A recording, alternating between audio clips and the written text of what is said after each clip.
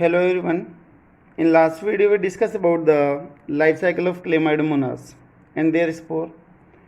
In today's video we will discuss about the Spirogyra and their type of reproduction. तो बेटा last हमने बात करी थी about the different type of spores in the Chlamydomonas, जिसमें हमने स्पोर पढ़े थे एप्लेनोस्पोर, दूसरा था हाइप्नोस्पोर और एक लास्ट में हमने पढ़ ली थी यहाँ पर दैट इज क्रिप्टोफाइट। नहीं हुई थी तो एक बार फिर से देख लेते हैं। एक्सेट्रा में that is the क्रिप्टोफाइट।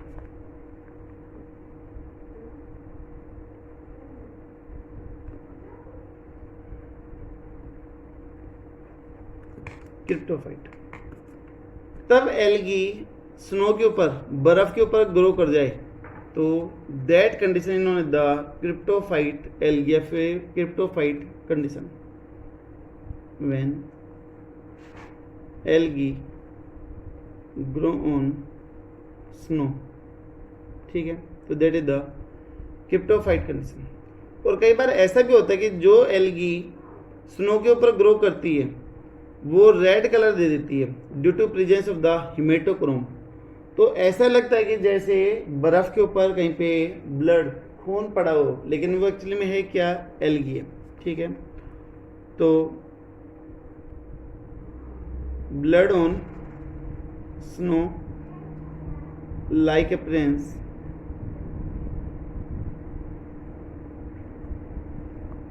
Take place या फिर occur due to growth of algae on snow, ठीक है। कुछ एल्गी ऐसी होंगी जिनके अंदर रेड कलर का पिगमेंट होगा, जैसे कि हिमेटोक्रोम, ठीक है, grow on snow which have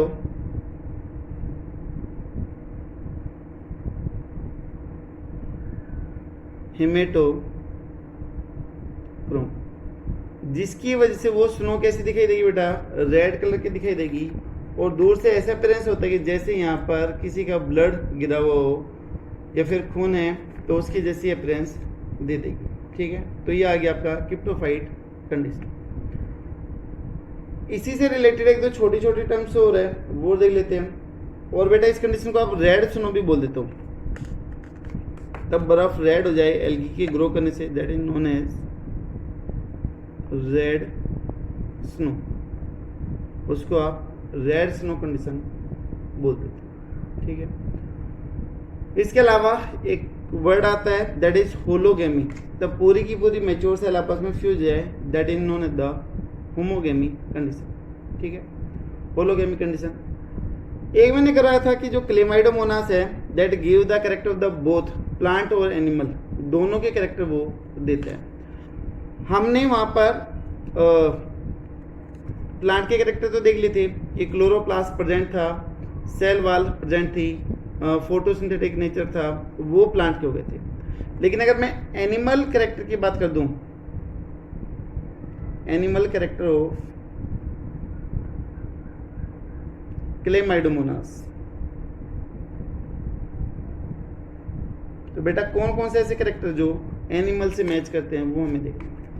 सबसे पहला जो क्लेमाइडोमोनास है that is locomotory nature, locomotion या फिर मूवमेंट शो करती है।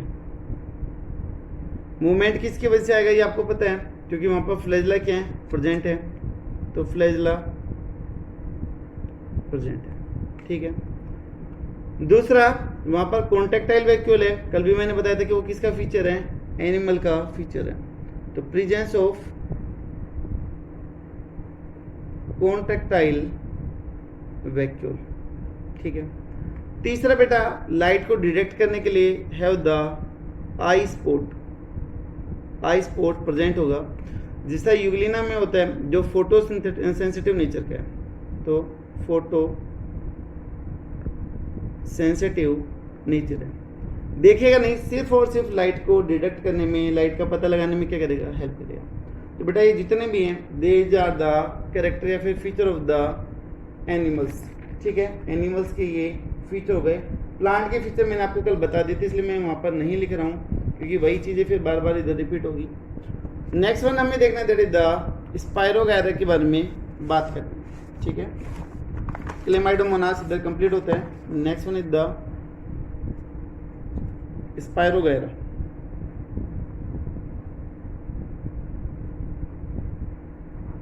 स्पायरोगायरा हमने पढ़ा है that is the green algae.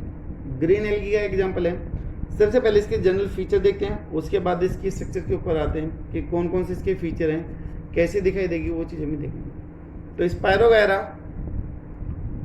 Present in fresh water, fresh water में ग्रो करती है। कैसी नेचर की है? फिलामेंटस नेचर है, यानी कि फिलामेंट की जैसी दिखाई देगी। और बेटा जो फिलामेंट है that is the unbranch in nature, उसके अंदर कोई भी ब्रांचिंग नहीं है, अनब्रांच बिल्कुल स्ट्रेट है, ठीक है। और ये जो है फिलामेंट दैट इज साइनेबल इन नेचर, हाईली साइनेबल इन नेचर, हाईली साइनी है ड्यू टू प्रेजेंस ऑफ, मैंने पहले भी बताया था, due to presence of pectin. Pectin वहाँ पर प्रेजेंट है जो इसको साइनिंग नेचर देने के लिए रिस्पॉन्सिबल है, ठीक है। तो बेटा ये काफ़ी ज़्यादा साइनेबल है और पैक्टिन की वजह से काफ़ी ज़्यादा साइनेबल है। सो नोन एज, इसको हम क्या क्या बोलेंगे, इसके कुछ कॉमन नेम है। Known as the pond silk,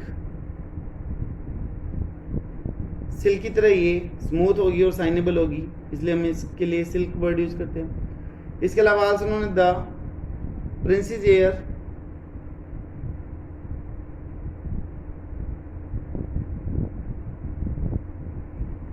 आपने कई बार देखा होगा कुछ बच्चों के एपिसोड्स आते हैं, कुछ प्रोग्राम्स आते हैं जिसमें बारबी डॉल्स वगैरह फिर कुछ दूसरी फेरीज दिखाई जाती है, उनके जो हेयर्स है वो काफ़ी ज़्यादा साइनेबल दिखाई देते हैं, तो इसलिए इसको प्रिंसेस हेयर बोला गया। इसके अलावा also known as the pond scum, और also known as the pond scum.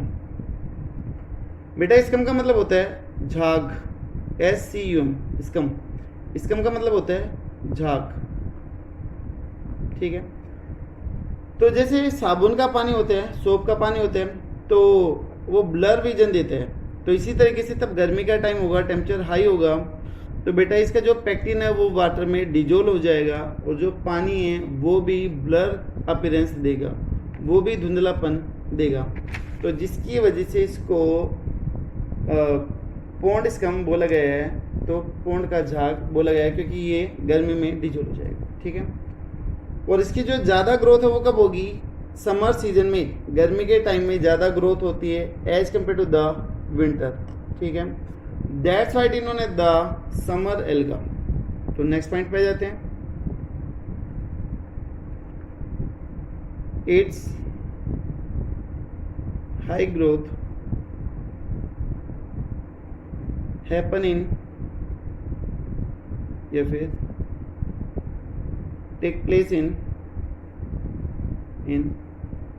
Summer season. Summer season में ज़्यादा ग्रोथ होगी, ठीक है। सो नोन एज, तो इसलिए इसको क्या बोलेंगे? नोन एज समर एल्गा, इसको समर एल्गा बोल देते हैं, ठीक है। अब बेटा इसकी स्ट्रक्चर पे आते हैं, इसकी जनरल स्ट्रक्चर कैसी है, कैसी दिखाई देगी, न्यूक्लियस कैसे है, वो सारी चीज़ें हम यहाँ पर डील करते हैं। तो next one is the structure.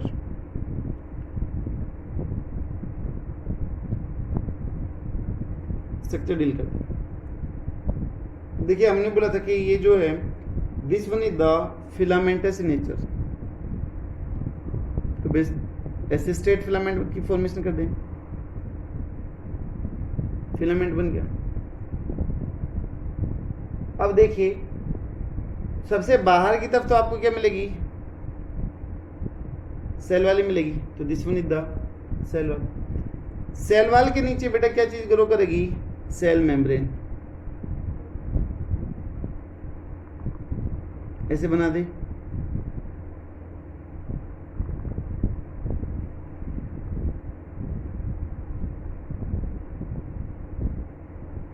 जो ये रेड कलर से दिखाई गई है, these are the cell membrane.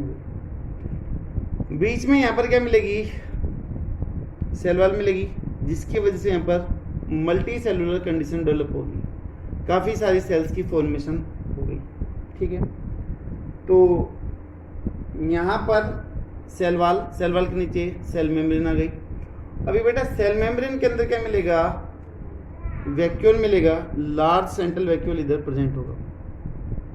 तो यहाँ पर ये आ गया वैक्यूल।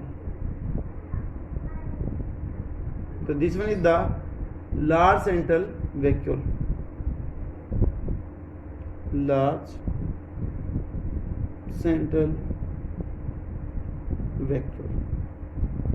ठीक है, इसके बाहर लार्ज सेंट्रल वैक्यूल के बाहर क्या चीज दिखाई देगी बेटा? साइटोप्लाज्म प्रेजेंट होगा। मैं यहाँ पर अलग से रिप्रेजेंट करने के लिए येलो कलर से दिखा रहा हूँ साइटोप्लाज्म।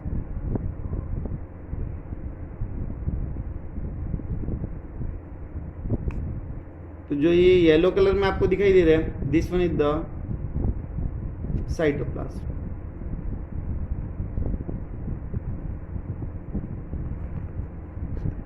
तो ये जो येलो कलर है, this one is the cytoplasm.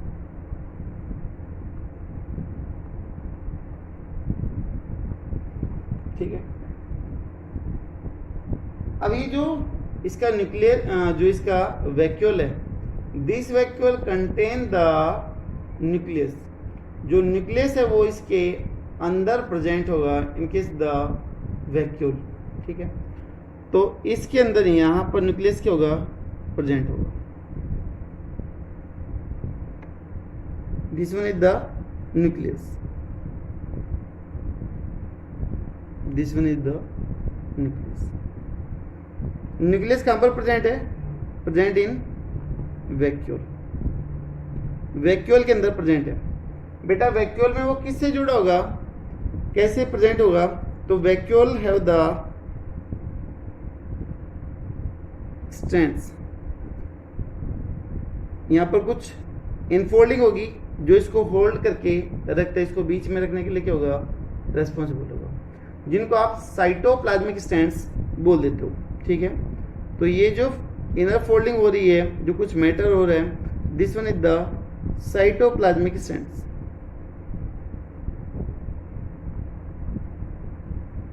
ये जो वैक्यूल में जो फोल्डिंग आई है, जो ग्रोथ हो रही है थोड़ी बहुत, these are the known as the cytoplasmic strands.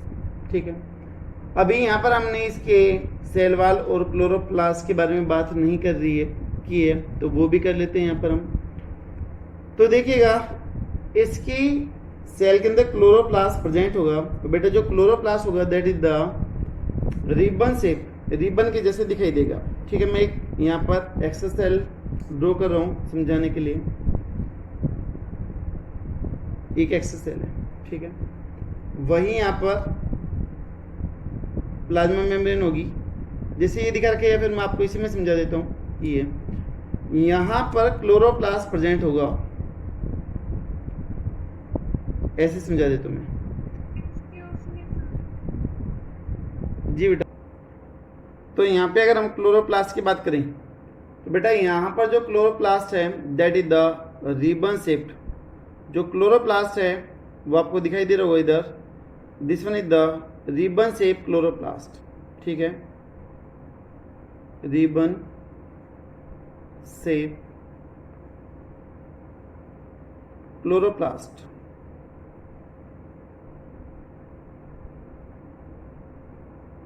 Ribbon shape chloroplast. ठीक है, कितने होंगे नंबर में? Number are near about 1 to 16।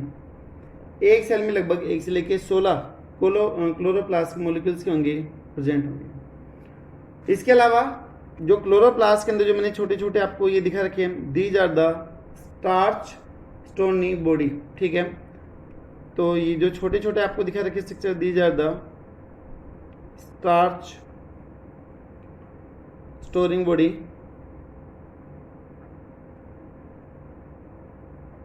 Known as pyrenoids, जिसको हम पायरिनोइड्स बोलते हैं। ठीक है, तो ये हो गया बेटा आपका स्पायरोगैरा की जनरल स्ट्रक्चर की क्या क्या चीज़ होगी। सेल वॉल होगी। अच्छा, सेल वॉल की हम बात और कर लेते हैं कि सेल वॉल की कंपोजिशन क्या है। देखिएगा, अगर मैं सेल वॉल की कंपोजिशन की बात करूं तो हमने बोला कि जो सेल वॉल है वो दो टाइप की है, आउटर और इनर। तो बेटा जो आउटर साइड है that is consist of the, किसकी बनी होगी, पैक्टिन की बनी होगी, मैंने पहले भी बताया था ग्रीन एल्गी के केस में। और जो इनर साइड है that inner side is known as the consist of the, बोलो किसमें से थी, consist of the cellulose, cellulose की बनी। तो यहां पर देख लेते हैं कि जो क्लोरोप्लास्ट के नंबर है बेटा वो वेरिएबल है ना। क्लोरोप्लास्ट के जो नंबर हैं वो वेरिएबल हैं। 1 क्लोरोप्लास्ट मिलेगा, 1 chloroplast in case of the spirogyra, S का मतलब स्पायरोगैरा दैट इज सैहिल। स्पायरोगैरा सैनिल के अंदर सिर्फ और सिर्फ एक ही क्लोरोप्लास्ट मिलेगा। बेटा जो मैक्सिमम है 16 chloroplast present in the, S का मतलब स्पायरोगैरा रेक्टिस्पोरा, रेक्टिस्पोरा। इसमें कितने मिलेंगे, 16 मिलेंगे। तो ये क्या हो गया, मैक्सिमम हो गया।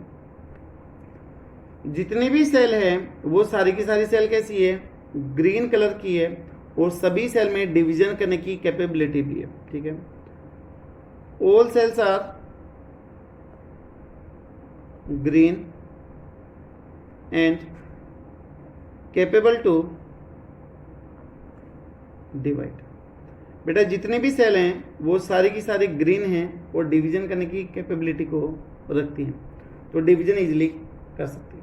ठीक है बेटा, जो ये स्पायरोगैरा है it can attach with the substratum, किसी भी सबसेटम से अटैच हो सकते हैं by the help of the hapteron, holdfast या फिर राइजोइडल सेल। ठीक है, ये पॉइंट देखिएगा मेन है। Spirogyra attach with substratum. बेटा कल भी मैंने बताया था कि सबस्ट्रेटम क्या होता है, कोई भी वो सब्सटेंस जिसके साथ में ऑर्गेनिज्म अटैच हो that is known as the substratum. ठीक है, जहां पर भी वो चीज़ अटैच हो रही है, मे बी रॉक भी हो सकती है, पेड़ भी हो सकते हैं, कोई चट्टान भी हो सकती है, किसी के ऊपर अगर कोई भी एनिमल अटैच है, ऑर्गेनिज्म अटैच है, तो वो सबस्ट्रेटम कहलाता है। तो यहाँ पर जो सबस्ट्रेटम है वो वेरी करेगा। ठीक है, तो स्पायरोगैरा किसी भी सबस्ट्रेटम से अटैच है bye the help of, spirogyra attach with the substratum bye the help of, किस सेल से अटैच होगा, हेप्टोसोम या फिर हेप्टोसन, जिसको आप राइजोइडल सेल भी बोलते हो, और also known as the hold fast cell, जिसको आप होल्ड फास्ट सेल भी बोलते हो। ठीक है, तो बेटा ये हो गई आपकी स्पायरोगैरा की जनरल फीचर। ठीक है, हमने ये भी बोला था कि गर्मी के टाइम में ये डिजोल्व हो जाती है और ब्लर विजन देती है, तो जिसकी वजह से इसको पॉन्डिस्कम बोलते हैं।